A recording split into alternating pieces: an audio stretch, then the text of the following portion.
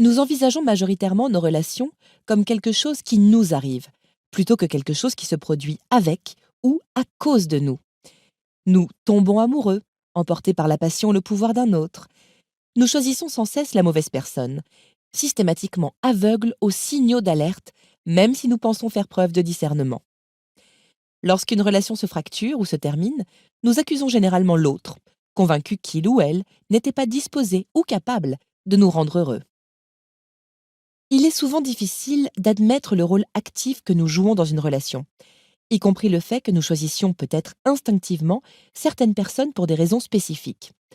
Nous sommes nombreux à tomber amoureux de quelqu'un, non parce qu'il a éveillé le désir dans notre cœur, mais plutôt parce qu'il répond à des besoins inconscients. La plupart d'entre nous choisissent d'ailleurs involontairement de nous entourer de personnes qui nous permettent de reconstituer les habitudes et les schémas interpersonnels familiers de nos toutes premières relations. Nous nous sentons souvent impuissants au sein de nos rapports humains parce que nous passons l'essentiel de notre temps et de notre énergie à nous concentrer sur des choses que nous ne pouvons pas contrôler, l'autre personne.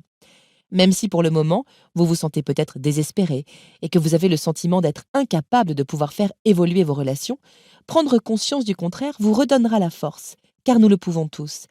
Nous sommes tous capables de trouver et de créer des relations saines et heureuses. Nous pouvons tous incarner l'amour auquel nous aspirons, quoi que les autres fassent ou quoi qu'il se produise autour de nous. Mon rôle au sein de mes relations. Avant mes 30 ans, j'avais souvent le sentiment d'être impuissante et passive dans mes relations amoureuses.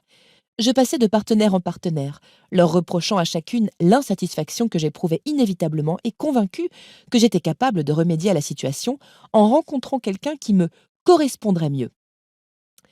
Ce schéma a débuté lorsque j'avais 16 ans et que je suis sortie avec Billy.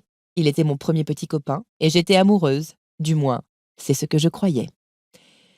Comme dans toute histoire d'amour d'adolescent, nous passions l'essentiel de nos week-ends ensemble à regarder la télévision, à traîner avec nos amis ou à aller au cinéma.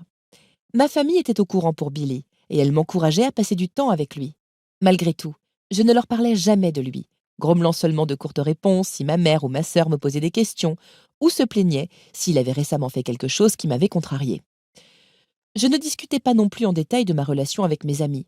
Non parce que je ne l'aimais pas ou parce que je n'avais pas de sentiments forts pour lui, bien au contraire, je pensais être amoureuse. Mais dans ma famille, nous ne partagions pas ce que nous ressentions, à moins que nous soyons contrariés ou inquiets à propos de quelque chose. J'ai donc perpétué ce schéma, en me sentant mal à l'aise à l'idée de parler ou de véritablement me plaindre de Billy en dehors des moments où il m'avait blessée ou agacée.